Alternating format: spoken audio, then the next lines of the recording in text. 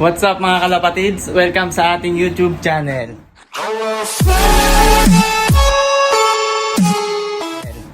So for today's video, papakilala ko sa inyo ang ating mga kalapate. Papakita ko. Balik loob ulit tayo sa pagkakalapate. Ako nga pala si Daddy E. At ito ang aking munting ibona. Ito nga pala yung mga kalapate natin magandang panimula. Ito pinagpaparis ko. Ito dating paris na to. Nakuha ko to kay Sir Ambordado Lop. Ito kay Sir Christian Marasigan. Ang line netong dalawa ay Baby Root. Ito namang isa. Check natin yung line nila. Ang line ng cock ay Emiel Dewert X BGQ to be line. Yung babae naman ay Island Born Debrient X Bernaza. Pakita ko sa inyo yung personal ring ni Mang Jose Lop. Nakuha yan ni Sir Ambordado Lop kay Sir Bon. Legit na pansir din dito. Sana magbuga para maisali natin sa summer. First time natin sasali sa karera. Ito naman mga fancy pigeon ko.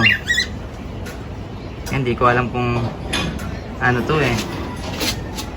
Scandaron o easy. Pero ina-out ko na to kasi para pang karera na lang iaano ko Kaso nagbuga, nag-itlog yan. Laki ng itlog Laki kasi nila Ayan ang hen. Ito ang cock. Meron din tayo dito. Mahilig kasi ako sa Homer. Nung bata ako, nagkakalapati talaga ako. Tumigil lang ako. Ito pinakagusto ko dati ng bata ako, Homer. Ayan, Homer cock, walang singsing. Ayun naman yung babae. May comb ring, Taiwan. Sabi na nabilang ko, Taiwan daw yan. Pero pinacheck natin, Taiwanan lang. Pero ayos lang yan, bibreed pa rin natin yan. Ito naman, Budapest. Diyan muna sila kasi wala pa tayong love cage Ito isang Homer to na nakuha Itim, nandito yung pares niyan. Nesting na agad.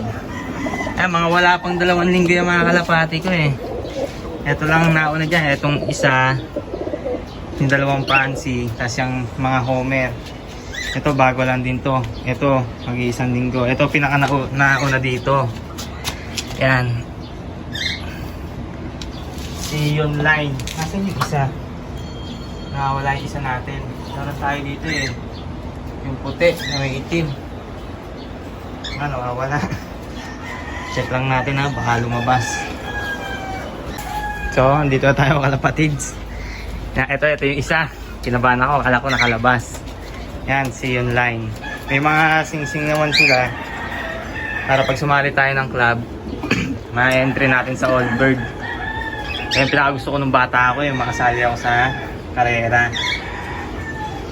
Ito lang pwesto ko yan lang Nagpagawa tayo ng loop sa airpods ko. Flyers loop. 4 feet ang lapad. Tapos simula dito hanggang dito 2 feet. Kasi ang liit ng space ko, meron pa akong aso. Ito pa yung isa, anak niya Pag lumaki pa yan, kailangan pa ng kulungan. Bumili rin pala tayo mga kalapatids ng buhangin, bistay. Kasi nakikita ko sa mga nagbe-breed, buhangin nilalagay nila. Hindi ko lang alam kung bistay. Dati kasi nung nagkakalapati ako, ginagawa ko lang, nakuha ko na sanga ng kamyas. Kamyas ba yun? Kamyas, oo. Kung kagaya sa balimbing yan, yung mga tuyong ganyan. Dito ang konti nung sa amin, lang ang nakuha ko.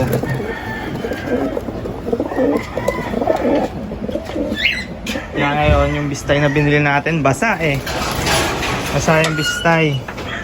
Ayan binilad natin. Meron pa doon. Meron din dito. Ayan. Ayan yung mga buhangin na binili natin. Ito yung mga iba kong ibon Kakatil kasi alaga ako ngayon Ayan yung iba din. Ito, ang pinampuhunan ko dito, kakatil. Nakipag-swap ako. Masarap magkalapate mga kalapatids, lalo na yung feeling na napapauwi nyo, napapabatcher nyo na. Tsaka dadami kaibigan nyo. Pag nagano kayo, ganito ginagawa ko ng bata ako eh. Kahit hanggang ngayon naman eh, nagkalapate ako eh. Yan, binagwisan ko sila. Kasi mapapabatcher pa naman eh. Tapos ginagawa ko, hinahagis ko sa bubong. Wait lang, ayos natin. Ganito ginagawa natin kalapatids. Yan. Tapos hinahagis ko lang sa bubong. Hayaan natin yan eh. Mga hapon bababa na yan. O kaya maya maya. Doon ang tambayan yan. Malapit sa garahe. Kasi malilim. Saan ka pupunta? So ayan lang mga kalapatids. Pinakita ko lang ngayon ang mga bago nating kalapate. Ito nga pala. Nag-isang linggo pa lang to eh. Sobrang lakas mamarako ng lalaki. Ginawa ko, naka-tape lang yan eh. Yung babae pati lalaki. Ginawa ko, hinahagis ko rin sa bubong to. Kaso ang bilis niyang bumaba. Balik agad dito sa kulungan. Ayan oh, lakas mamarako. Kaya ngayon, tinanggal ko na yung tape niya sa pakpak. Tapos hinayaan ko lang kawala. Sa next video natin, testingin natin yung bitaw kung talagang babatcher na dito sa atin. Kasi nalalagay ko na sa bubong yan eh, nabalik eh. Nabalik gawa dito sa hen.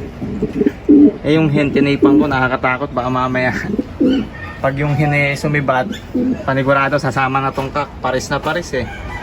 Malapit na rin mag-itlog to eh.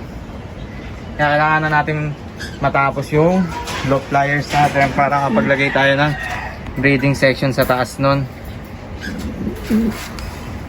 Sa airpods ko ako nagpagawa eh, para gagawin niya side ng mga cage yung gagawin niya, tas dito niya pinakabubuin kasi hindi siya makakapunta dito araw-araw eh. So kung nagustuhan nyo ang ating video ngayon mga kalapatids, don't forget to like, share, subscribe at hit the notification bell para lagi kayo updated sa mga bago nating gagawing video. Salamat! I will fly.